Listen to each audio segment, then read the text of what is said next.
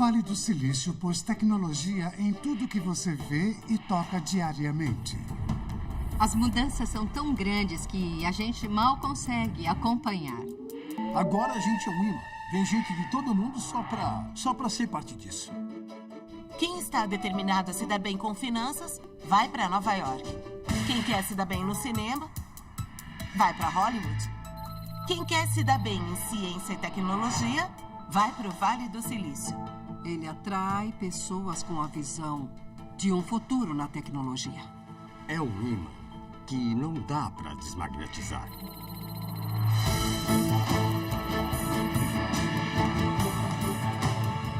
Vale do Silício.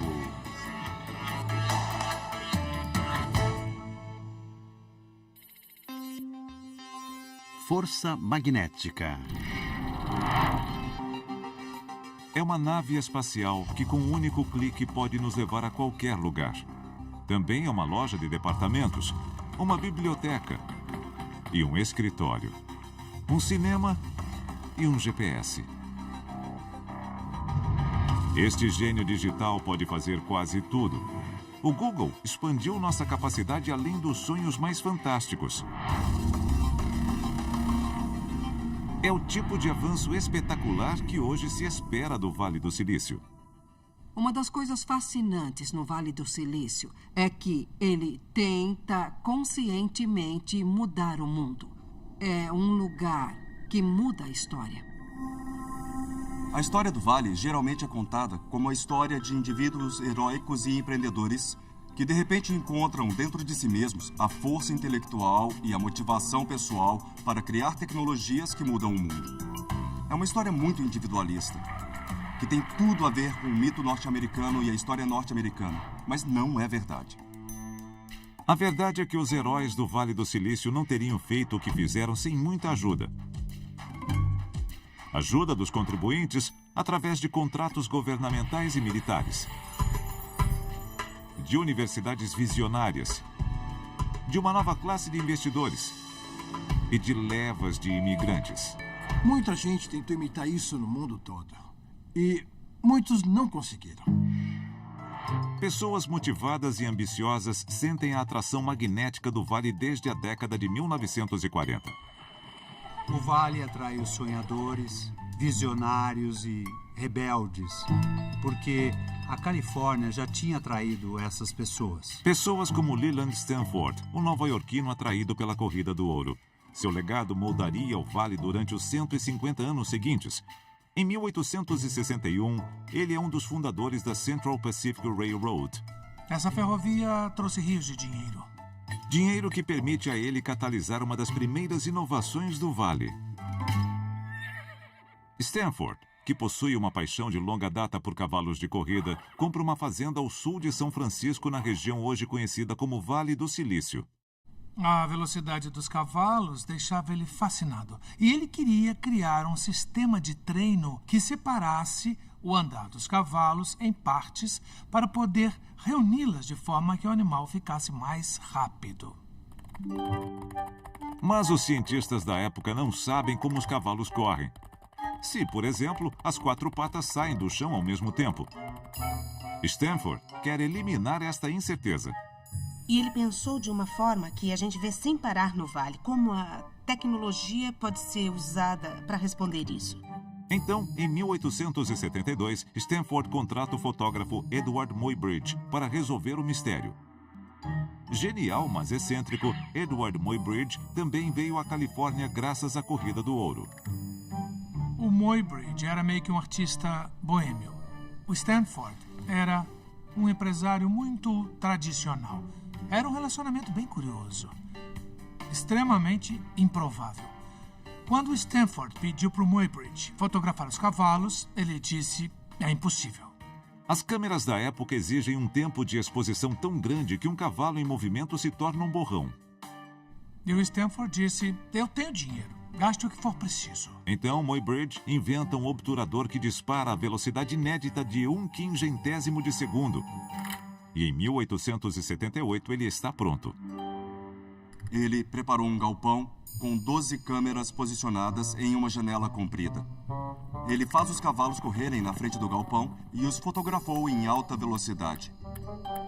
E, com essas fotografias, ele pôde revelar que quando um cavalo corre, ele tira as 4 patas do chão ao mesmo tempo. As pessoas não tinham certeza disso antes e a câmera do Muybridge confirmou. Pela primeira vez, movimento é capturado com o uso de uma câmera.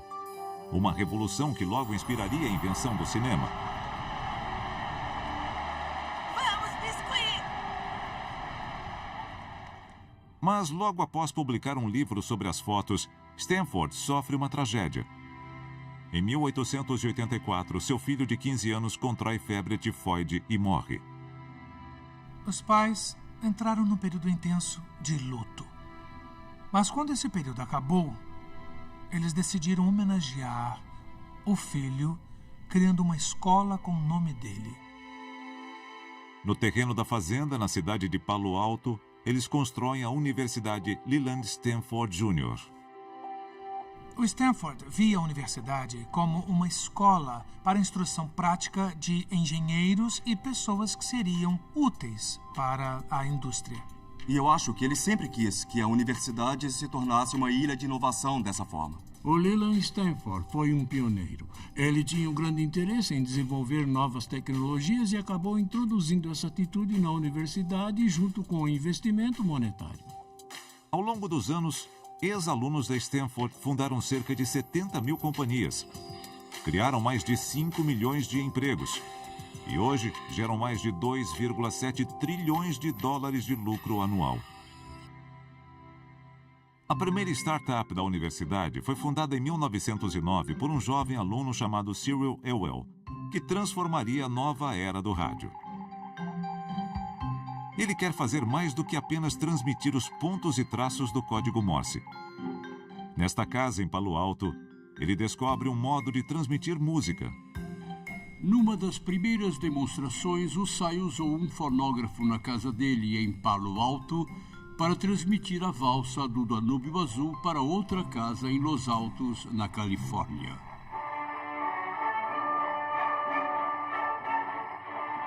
Mas a qualidade do som de Ewell é pobre. Ele sabe que um inventor dinamarquês chamado Valdemar Poulsen criou um método melhor de transmitir voz e música com um dispositivo chamado Arco de Poulsen. Ewell vai à Dinamarca e licencia os direitos do transmissor. O presidente da universidade, David Starr Jordan, fica impressionado com Ewell e o ajuda a abrir uma companhia. Ele investiu $500 na fundação da Federal Telegraph e se tornou o primeiro investidor de risco em tecnologia. Na Califórnia, Ewell utiliza os novos aparelhos para transmitir vozes sem fio por cerca de 80 quilômetros em demonstrações amplamente divulgadas. Logo, Ewell firma um contrato lucrativo com um novo cliente que precisa desesperadamente da tecnologia. A Marinha usou o rádio desde muito cedo para se comunicar entre navios e com o continente. Mas eles não usavam voz, eram só pontos e traços. O rádio de Ewell é um grande avanço tecnológico, mas a recepção muitas vezes é fraca. Um problema que o inventor endividado de São Francisco, Lee De Forest, está tentando resolver. Ele está criando um novo tipo de válvula termiônica, mas está falido e precisa de um lugar para trabalhar. Ele estava tentando inventar alguma coisa que pudesse ajudar a pagar todas as dívidas. E com quem ele falou? Com o Cyril Ewell, que convida De Forest para trabalhar em seu laboratório no Vale. Ele começou a mexer nos anodos dentro da válvula e a observar o fluxo de elétrons. E acabou criando um amplificador. Ele colocou um relógio de pulso na frente de um microfone ligado a um desses amplificadores valvulados. Pôs um fone de ouvido e, quando ele quase estourou os tímpanos com a altura do ruído, ele percebeu que tinha conseguido. Antes, nos rádios de galena, era preciso mexer com um fiozinho no cristal e usar fones, porque o som era bem fraco. Agora, com aquela válvula eletrônica ali, o som foi amplificado e surgiu o rádio. News, comedy, music. But, Mr. Allen, it isn't a thing. If it's Otto the train seal, throw him a fish and tell him I'm busy. A válvula termiônica criada por De Forest no Vale, chamada de válvula triodo, é capaz de mais do que apenas amplificar. Por isso, ela está prestes a revolucionar o mundo da eletrônica. A válvula pode ser usada para transmitir sinais, receber sinais e reforçar sinais pelo caminho. Pensa na história do rádio. Pensa na história da televisão. Tudo isso que a gente associa com alta tecnologia e eletrônica existe graças a essa válvula. Ela possibilitou tudo. Na década de 30, o lugar que seria conhecido como Vale do Silício se torna um centro de inovação eletrônica. E essa reputação crescente atrai ainda mais inventores e sonhadores cujos avanços ousados ajudam a criar uma superpotência militar e levar os norte-americanos às fronteiras do espaço. Acho que primeiro precisamos dizer aos espectadores que vamos ver, provavelmente pela primeira vez, um acelerador linear de elétrons de 1 bilhão de watts, é isso? É sim, Bob. Ou, em termos práticos, um colisor de partículas. Mas isso é só... Este laboratório é comandado pelo diretor de engenharia de Stanford, Fred Terman. Ele se tornará conhecido como o pai do Vale do Silício. Essa noite nós vimos vários alunos de pós-graduação trabalhando aqui. De onde eles vêm? Eles representam alunos que se formaram em 75 faculdades diferentes por todos os Estados Unidos e em 10 ou 12 nações estrangeiras. Nós temos uma indústria eletrônica em rápida expansão nessa área. E existem muitos empregos atraentes por aqui. Esta indústria foi impulsionada por Terman em 1938 ao utilizar $500 da verba da universidade para incentivar 2 ex-alunos, chamados Hewlett e Packard, a abrir um negócio. Esta companhia chegaria a empregar mais de 300 mil pessoas e valer mais de $100 bilhões.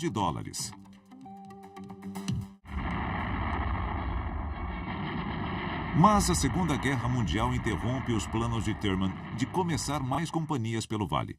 Em 1942, ele se muda para a região de Boston para comandar um laboratório secreto de pesquisa do governo. A missão do Terman era fazer um laboratório para entender o sistema de defesa aérea da Alemanha e desativá-lo. Então, na Universidade de Harvard, sua equipe desenvolve técnicas que bloqueiam os radares alemães e evitam que os bombardeiros aliados sejam detectados. O laboratório e outros semelhantes a ele refletem uma nova tendência norte-americana que Terman vê como um passo em direção ao futuro. Instalações de universidades do país estão sendo usadas pelas Forças Armadas. O orçamento universitário... O governo federal amplia enormemente seu investimento em pesquisas acadêmicas. E o Fred Terman percebeu o papel importante que o governo podia ter promovendo a ciência, a engenharia e as novas descobertas.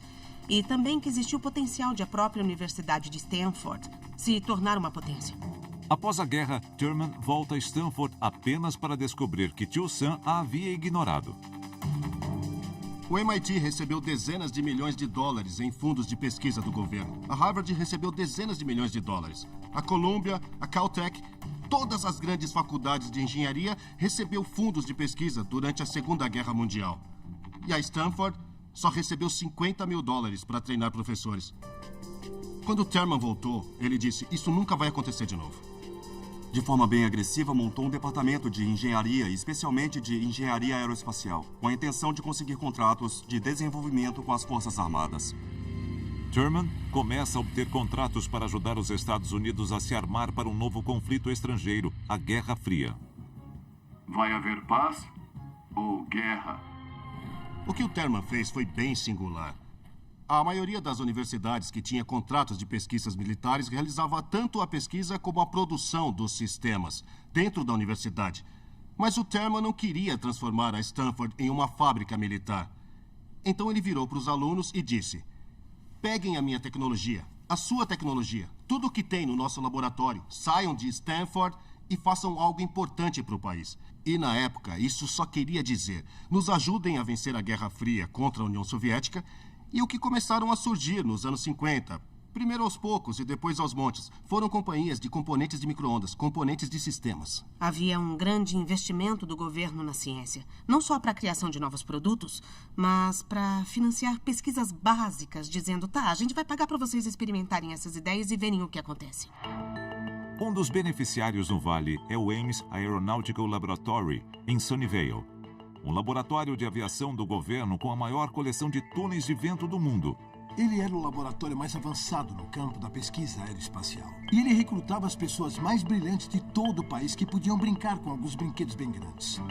Os túneis de vento coletavam uma quantidade impressionante de dados e operavam sem parar. Então havia uma grande demanda por instrumentação.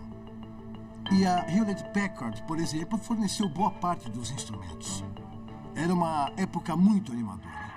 Os jornais de Moscou foram os primeiros. Então, manchetes do mundo todo ecoaram a notícia. A Rússia lançou um satélite artificial no espaço. Os soviéticos alcançaram um marco científico. O Sputnik foi um momento muito importante. Foi quando os Estados Unidos perceberam que realmente precisavam competir contra a União Soviética. E não é coincidência o Sputnik ter sido lançado em 1957 e a NASA ter sido fundada pelo governo em 1958. A NASA assume o Ames Lab no Vale. A NASA estava desesperada para chegar na Lua e o país desesperado para vencer os russos. O problema é que não dava para construir foguetes com válvulas termiônicas. E isso era crucial, porque cada nova ideia no Vale precisava dos chamados Early Adopters. Pessoas dispostas a pagar bastante por uma coisa que ainda não funcionava muito bem. Elas não ligam para o preço, só querem ser as primeiras a ter. O investimento do governo não fomenta apenas a corrida espacial, mas também a corrida armamentista. Uma das maiores beneficiárias, a corporação Lockheed, abre uma planta no Vale para fabricar o míssil Polaris da Marinha. Com uma explosão de espuma, surge o míssil em forma de bala, impulsionado... Em 1956, a Lockheed tinha 0 funcionários. Em 1960, ela tinha 20 mil funcionários fabricando mísseis no meio do que se tornaria o Vale do Silício. O número cada vez maior de empresas contratadas para a produção espacial e militar atrai milhares de cientistas, engenheiros e técnicos ao Vale, todos sustentados por um investimento ainda maior do governo. Havia um grande investimento em infraestrutura, não só federal, mas também estadual. A Califórnia estava criando a sua rede de universidades, subsidiando estradas, novas cidades, novos distritos. Esse investimento público enorme criou a base para a nova economia. Os recém-chegados conseguem empregos nas companhias fundadas pelos ex-alunos de Fred Terman. Companhias que ele promove obtendo contratos. A primeira coisa que o Terman e os outros professores faziam era chegar para a Lockheed, para o Exército, para a Força Aérea, para a Marinha e dizer: "Ei, aqui tem uma nova companhia ótima, com bons equipamentos, vocês deviam fechar um contrato com ela." E logo essa teia de contatos empresariais acabou se firmando em torno da Universidade de Stanford. As Forças Armadas e as indústrias ligadas às Forças Armadas devem ter sido o cerne da economia do Vale dos anos 50 até os 70.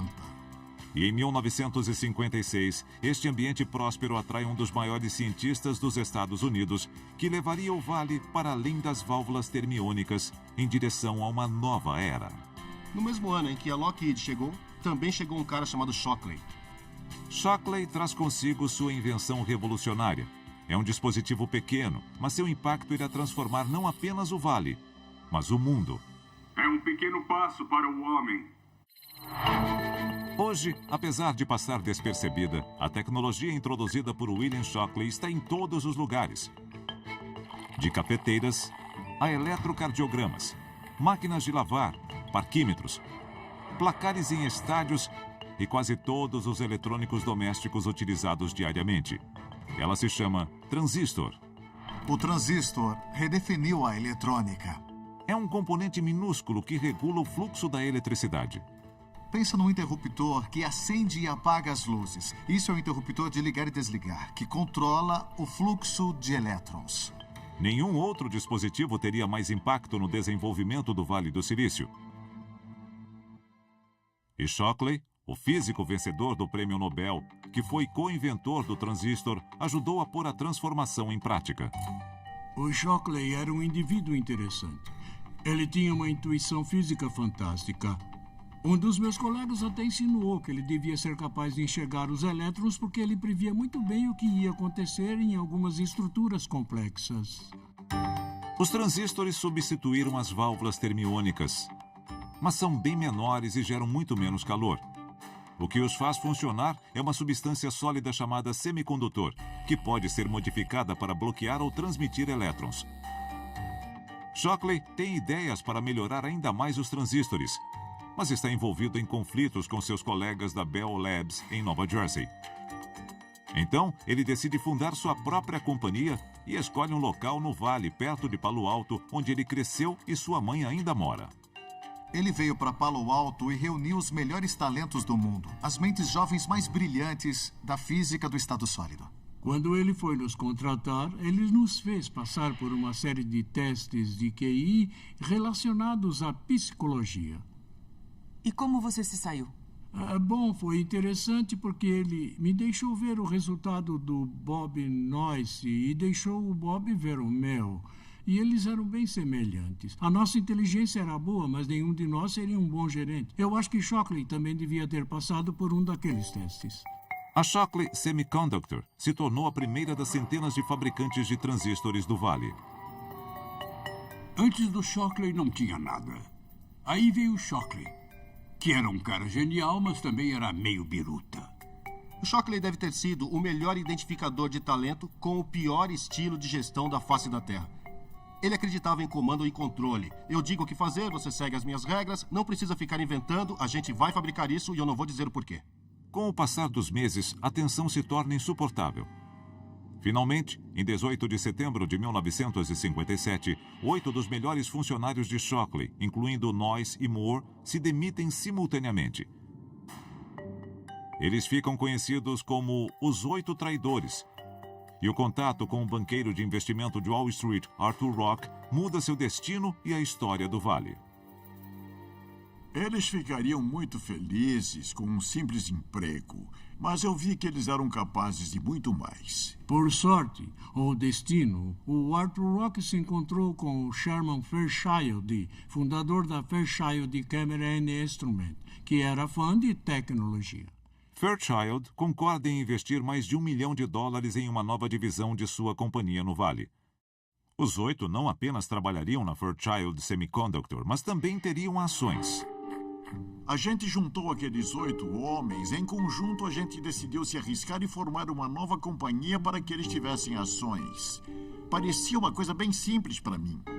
Até o Arthur Rock, quando ele começou, não gostou daquela situação. Ele só estava tentando resolver um problema. Mas, como já é tradição no Vale do Silício, uma hora ele percebeu. Espera aí, eu não só resolvi um problema. Eu criei um modelo totalmente novo. E Rock dá um nome a este modelo, capital de risco, em que investidores não só adquirem ações de companhias, mas ajudam a comandá-las. As pessoas do capital de risco são grandes orquestradoras capazes de juntar os recursos, o conhecimento, os contatos e o dinheiro necessários para impulsionar um pequeno negócio. Sem elas, o Vale não existiria. O contrato inovador que criou a Fairchild daria frutos a seus fundadores e ao Vale. A Fairchild foi a catalisadora do que se tornou uma explosão de desenvolvimento tecnológico durante os 50 anos seguintes. Esta explosão tem início quando a Fairchild elabora um novo método para trocar o semicondutor utilizado na maioria dos transistores, o germânio, uma substância rara, por algo encontrado na areia comum. Transistores de silício são mais estáveis e resistentes ao calor. Eles logo passam a ser utilizados em tudo, de foguetes a rádios. Para Jack Robinson, dos Dodgers. Dão ao Vale seu famoso nome. Mas a ascensão do Vale não incluiria o homem que a iniciou. William Shockley perde seu lugar no pináculo da eletrônica e sua companhia é vendida em 1960 com prejuízo. Então, ele dedica anos de sua vida a uma cruzada fantasiosa, promover ideias excêntricas sobre raça e inteligência. A principal razão da deficiência intelectual e social do negro norte-americano é hereditária e geneticamente ligada à raça. Uma noção que especialistas em inteligência descartam por não possuir base científica. Em 1989, o cientista anteriormente louvado morre desprezado. Apesar de o Vale rejeitar as opiniões radicais de Shockley, outros vieses ainda perduram. Hoje, 90% da mão de obra técnica do Vale é composta por brancos e asiáticos. Apenas 2% são negros e menos de 1/3 dos técnicos são mulheres. A cultura do Vale do Silício sempre foi, desde o começo, não só branca, mas muito masculina. É uma indústria que ainda tem uma grande escassez de mulheres, mas que acredita que é uma meritocracia. Não é uma boa combinação. Se você não está fazendo algo difícil, está perdendo tempo. Em 1986, Heidi Rosen, presidente da companhia de software T-Maker e uma das poucas mulheres presidentes no Vale do Silício, solicita um empréstimo bancário de $1 milhão. O banco me convidou para um jantar com outras pessoas como eu, presidentes de outras empresas de tecnologia que estavam solicitando um empréstimo desse banco específico. Eles fizeram um jantar para umas 10 ou 12 pessoas. Eu cheguei e, para começar, teve degustação de uísque. Eu não suporto uísque. Todo mundo ficou falando sobre golfe. Eu não jogo golfe. E eu era a única mulher na sala. Eu fiquei lá sentada pensando, como eu faço para conversar? Como eu entro nesse jogo? Foi naquele momento que eu pensei comigo mesma, eu não vou conseguir o empréstimo desse banco. E, de fato, eu não consegui o empréstimo. Roisin está longe de ser a única mulher que se sente indesejada no Vale. Esse lugar não é para qualquer uma. Existe muita testosterona, existe muita competição. As empresas costumam exigir longos períodos de trabalho que podem ser impossíveis para mulheres com filhos. Pensa num lugar como a Google, com cantinas internas, temaquerias, lavanderias. Tudo isso para garantir que você fique o máximo possível de tempo dentro da empresa. Então, hoje, a mão de obra de alta tecnologia do Vale é majoritariamente masculina. Ainda assim, mulheres foram essenciais para a história do Vale. Nas origens do Vale do Silício, as mulheres trabalhavam nas linhas de montagem, nas linhas de produção. O estereótipo era de que as mulheres têm mãos menores e são mais capazes de fazer o trabalho delicado, que é montar componentes eletrônicos. Durante a Segunda Guerra Mundial, alguns dos primeiros programadores são mulheres. Eram chamadas de computadoras porque computavam trajetórias balísticas usando equações diferenciais e eram formadas em matemática. Quem me inspirou foram essas mulheres que estavam inovando, revolucionando e resolvendo problemas muito complexos. Não que elas recebessem muito crédito, mas elas criaram as bases da computação de formas bem importantes. Mas durante as décadas após a guerra, as mulheres perdem seu lugar na computação. Parte da cultura dos hackers e programadores é uma imagem que vem da época entre os anos 50 e 60, quando a face do Vale era predominantemente masculina. E essa cultura acabou sendo cimentada em todo o sistema. Mas algumas mulheres acham meios de derrubar barreiras. Eu era uma menina nerd. Sempre soube que queria seguir carreira científica. Eu me formei em biofísica pela UC Berkeley e me apaixonei por programação. Em 1989, Kim Polese entra para uma das maiores companhias de computação do Vale, a Sun Microsystems. Às vezes eu olhava pela sala, via que era a única mulher, mas pensava, e daí? Vamos voltar para o trabalho. Ela faz parte da equipe que cria Java, a linguagem de programação que traz movimento à internet. Em 1996, Polese funda uma companhia de software empresarial, Marimba, e se torna presidente. Sendo uma das poucas presidentes mulheres, eu recebi muita atenção e parte dessa atenção foi meio estranha. Eu ia dar uma entrevista sobre o futuro da internet ou sobre o que era Java, mas a matéria acabava sendo sobre a roupa que eu estava usando e isso às vezes era frustrante, mas eu fiz de tudo para tentar ignorar essas bobagens. Sob o comando de Polese, Marimba prospera. Ao ser vendida, ela alcança um preço de 239 milhões de dólares. Existe uma coisa que eu acho que foi uma constante na minha carreira, a persistência, e todas as pessoas que eu vi que fizeram sucesso no Vale nunca desistiram. A ambição de Hyde Rosen de comandar uma empresa de tecnologia tem raízes em sua infância no Vale. Para mim, essa é a minha cidade. Meu pai veio para cá para trabalhar na Ampex nos anos 50 e trabalhou nas primeiras filmadoras a fita.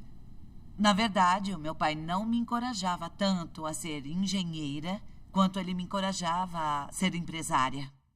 Como tantas pessoas na história do Vale, Rosen frequenta Stanford e entra para a faculdade de administração. Em 1983, ela e seu irmão Peter, um engenheiro de software, fundam sua companhia, a T-Maker.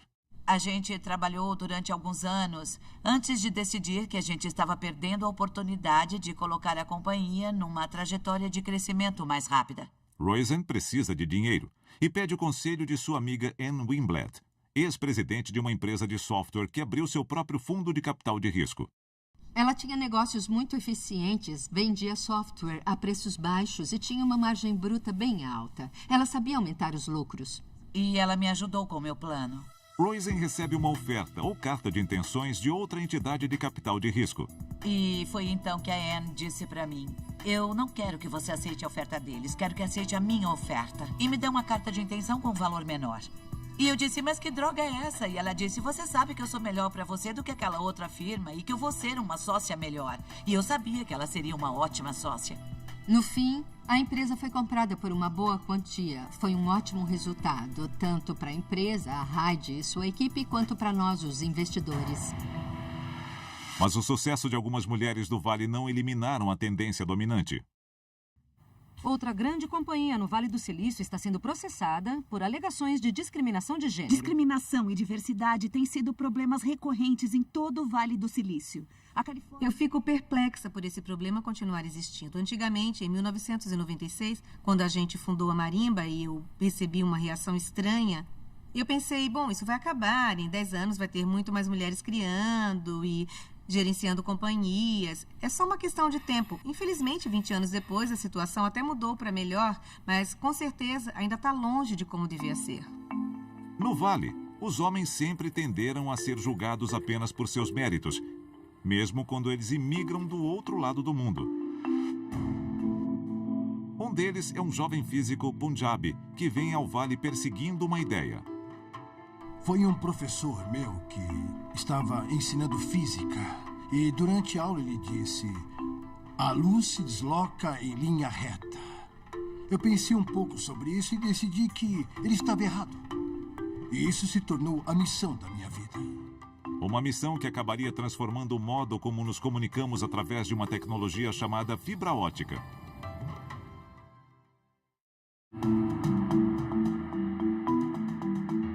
O Vale é um lugar muito interessante, pensando em como vários tipos diferentes de pessoas se juntaram aqui. Esse é um lugar que faz parte daquela visão de progresso, uma visão profundamente norte-americana, mas que também foi um imã para pessoas do mundo todo. Não há prova maior do magnetismo do Vale do Silício do que o fato de que mais de 1/3 de seus habitantes são estrangeiros. Eu acredito que os imigrantes agregam valor. Eles são o DNA do Vale do Silício. Novas ideias nascem de pessoas com vários pontos de vista que chegam acreditando que podem fazer uma diferença. Uma dessas pessoas é o físico Narinder Singh Kapani. Suas inovações criariam uma nova indústria e levariam o Vale ao mundo da tecnologia médica. Quando Kapani chega ao Vale em 1960, ainda não existem muitos imigrantes da Índia. Quando eu cheguei aqui, só existiam 2 restaurantes indianos em todo o norte da Califórnia. E os 2 ficavam na cidade de São Francisco. Agora tem restaurante para tudo quanto é lado, em todas as ruas. Eu vim de uma geração que não acreditava em ter um PhD. Ter um PhD fazia você parecer um professor meio fora da realidade. E eu queria ser empresário. Minha outra escolha era ir para Boston. Mas eu tinha uma forte impressão a favor do Vale do Silício. Tinha muitas pessoas de diferentes partes do mundo. E as pessoas adoram empreendedores. Acho que eu conseguia ver o começo de alguma coisa que basicamente surgiu para transformar o Vale do Silício no que ele é hoje. Kapani chegou para abrir um negócio que faria uso prático do trabalho que ele vinha fazendo há anos na Índia e na Inglaterra. Uma pesquisa sobre como fazer a luz se deslocar por um trajeto curvo. Eu tentei fazer alguma coisa na Índia, usando espelhos, lentes e tudo mais que pudesse fazer a luz se curvar. Mas foi só quando eu fui para a Imperial College London, na Inglaterra, que eu decidi usar fibra de vidro. E quando a gente usa um tubo de vidro transparente, e emite luz para dentro dele, por um lado, mesmo que o tubo seja curvo, a luz ainda sai pelo outro lado. Kapani cria o termo fibra ótica. E quando ele e sua esposa chegam ao Vale do Silício, ele já desenvolveu a tecnologia para dar a médicos um novo meio de enxergar dentro do corpo humano. Eles costumavam ter um sistema telescópico para olhar dentro do corpo e era horrível. As pessoas tinham que fazer um exame psiquiátrico para poder enfiar esse negócio dentro da garganta até o estômago. Mas o endoscópio de fibra ótica é flexível. Eu fiz com que os dispositivos tivessem um grande número de fibras óticas, todas alinhadas. Assim, quando esse feixe de fibras é inserido, ele pode formar uma imagem, e essa imagem é transmitida de volta. Em busca de investidores, Capani consegue marcar uma reunião com os lendários fundadores da Hewlett-Packard. A minha proposta era começar uma companhia que mexesse com fibras, lasers e outros dispositivos óticos desse tipo. E eles gostaram. A Hewlett-Packard e outros investidores do Vale permitem que a companhia de Capani, a Optics Technology, continue inovando com a luz. Eu acho que a cada 3 ou 4 meses a gente inventava uma coisa nova. Capani também concebe alguns dos primeiros usos cirúrgicos do laser para tratar descolamento de retina. Quando a retina começava a descolar, não era fácil fazer com que ela se prendesse novamente no tecido, mas com o uso do laser era possível focar e obter a coagulação necessária para fazer isso. Nós demonstramos isso primeiro em animais, depois em olhos humanos. E no Bob Hope, que também tinha deslocamento de retina, e nós tratamos ele também. E então nós abrimos o capital da companhia em 1967, com ações a $12. Isso em 6 meses, e esse valor subiu para $60. Capani é o primeiro empreendedor indiano no Vale a abrir o capital de sua companhia, criando um precedente para vários que o seguiriam. Hoje, mais da metade dos engenheiros do Vale nasceram em outros países. Fazer uma coisa que seja inovadora e revolucionária e que não pode ser feita em nenhum outro lugar é uma história envolvente e é por isso que eles vêm para cá. A lista dos imigrantes que moldaram o Vale do Silício inclui Alexander Poniatov, da Rússia, fundador da Ampex. Andrew Grove, da Hungria, presidente da Intel. Jerry Yang, de Taiwan, cofundador da Yahoo. Andreas Bechtolsheim, da Alemanha, e Vinod Khosla, da Índia, cofundadores da Sun Microsystem. Elon Musk, da África do Sul, fundador da Tesla. E da Rússia, um jovem chamado Sergey Brin. A mãe do Sergey me disse que ficou triste por ele não completar o PhD e eu disse, bom, todo o resto deu certo. É difícil pensar em outra companhia do Vale cujo nome seja mencionado tantas vezes e por tantas pessoas. A gente diz que a internet juntou toda a informação do mundo e nos deu acesso a ela. Não. A Google juntou toda a informação do mundo e nos deu acesso a ela. A habilidade de procurar esse conhecimento é que foi o evento transformador da nossa era. Esta gigante global, como tantas outras companhias lendárias do Vale, deve sua fundação à atração magnética da região. Uma força que atraiu 2 jovens ambiciosos. Pois é, 2 jovens que saíram de Stanford. Nunca tinham tido um emprego e começaram o que é hoje uma das companhias mais bem-sucedidas do mundo. Larry Page é de Michigan. Sergey Brin, nascido na Rússia, cresceu em Maryland. Após a faculdade, ambos querem obter um PhD em Ciências da Computação. Ambos decidem vir ao Vale para Stanford, onde eles se conhecem em 1995. No ano seguinte, eles decidem trabalhar juntos em uma tese para melhorar o estado lastimável da busca na internet. A busca online tinha se tornado horrível. A quantidade de informação disponível é imensa, quase esmagadora. Então, conseguir encontrar coisas relevantes era bem difícil. A gente procurava um tópico importante, mas aí aparecia o trabalho escolar de alguma criança, um texto qualquer. Não dava para achar mais nada porque as coisas relevantes estavam na 100ª página. Mas Brin e Page acham que encontraram a solução. O que realmente fez a diferença foi reconhecer que, para decidir se uma página era relevante para a busca ou não, a questão não era só o que estava na página, era preciso encontrar páginas que outras pessoas também achassem relevantes. É uma ideia que eles emprestaram de seus pais. Tanto Sergei como Larry eram filhos de acadêmicos, tinham professores na família e eram estudantes formados, e eles conheciam bem o modo como funcionam as citações na literatura científica. Eu escrevo um artigo, outras pessoas que gostam do artigo colocam uma nota no artigo delas citando o meu artigo. Talvez eles pudessem pegar essa mesma estrutura e importar para o modo como as pessoas colocam links para as outras páginas. Então, quanto mais links uma página tiver, melhor ela é. A ideia era fazer um sistema que pudesse calcular de forma confiável a popularidade das páginas. Eles nomeiam sua ferramenta de busca com um termo matemático para o número 1 seguido de 100 zeros, escrito intencionalmente de forma errada. Eu lembro até hoje que a primeira busca que eu fiz no Google foi incrivelmente melhor que todas as buscas que eu já tinha feito antes. Page e Brin, que planejavam continuar na universidade e terminar seus PhDs, decidem vender sua sofisticada ferramenta. Eles queriam licenciar aquela tecnologia e a gente costumava pensar, quando cria uma coisa boa, que as outras pessoas vão adorar esse bebê que a gente fez e vão querer criar ele. Mas a realidade é que eles têm outras coisas para fazer e o bebê não é tão bonito para eles quanto é para a gente. Eles passam um ano procurando, mas ninguém quer pagar pelos direitos da ferramenta de busca. Então eles perguntam a David Sheraton, que além de professor também é investidor, se ele pode ajudá-los a arrecadar dinheiro para fundar a própria companhia.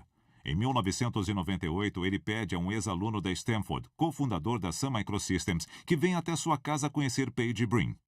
O David achou útil eu me encontrar com eles para explicar o que significa abrir uma empresa enquanto ainda se é aluno na Stanford.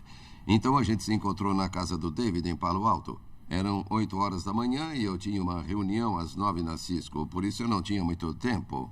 O Larry e o Sergei chegaram primeiro, então eles ficaram esperando comigo na varanda e se conectaram na rede local da minha casa. Logo o Andy chegou no Porsche dele e eles fizeram uma demonstração no Google, no notebook. Funcionava realmente bem, mesmo sendo só uma demonstração. Então tive certeza de que ia dar certo, mas tinha uma dúvida fundamental. Como eles iam lucrar com aquilo? Então perguntei qual é o modelo, como vocês vão monetizar isso? E eles disseram, a gente pode mostrar anúncios relevantes relativos à busca que foi feita. Eles teriam um arquivo ilimitado de anúncios, então se alguém procurasse raquete de tênis, ia aparecer um anúncio vendendo raquete de tênis. E eles iam cobrar 5 centavos por clique, que ainda é a tarifa básica hoje. Então, eu comecei a calcular de cabeça 1 milhão de cliques por dia, 5 centavos o clique, são 50 mil por dia, eles não têm como falir. Ficou claro que aquilo seria uma máquina de dinheiro. Então ele disse, eu não quero que vocês recebam avaliações muito baixas ou se preocupem demais com o dinheiro, pelo menos por enquanto. Por que eu não faço um cheque para vocês? E aí ele foi até o carro, voltou com um talão e fez um cheque de $100 mil para nós. Nasce uma nova companhia e logo uma nova expressão, dar um Google. A receita publicitária do site é tão grande que a Google logo se torna uma enorme companhia. Ao abrir seu capital em 2004, ela já vale $23 bilhões. Em 2017, é uma das companhias mais ricas do planeta, valendo 600 bilhões. Mas, com seu crescimento, a Google também acumulou uma enorme quantidade de informações sobre seus usuários, e outras empresas de tecnologia fizeram o mesmo, criando receio em relação ao seu poder ilimitado. Existe uma percepção cada vez maior de como as tecnologias que nós criamos podem ser usadas para o mal. Quando você tem um smartphone, eles sabem o que você viu, aonde você foi, para quem você ligou, que operação bancária você fez, o que você comprou. Eles podem adivinhar o que você pretende fazer. Eu acho que qualquer companhia, seja a Google, Amazon, Facebook, tem tanta informação sobre as pessoas e o que elas fazem, que eu me pergunto, o que vai acontecer quando uma única companhia tiver tantas informações sobre as pessoas? Eu acho que, em geral, essas ferramentas são benignas, fantásticas para a humanidade e valorizam o conhecimento. Mas existe esse outro lado. Para onde tudo isso vai?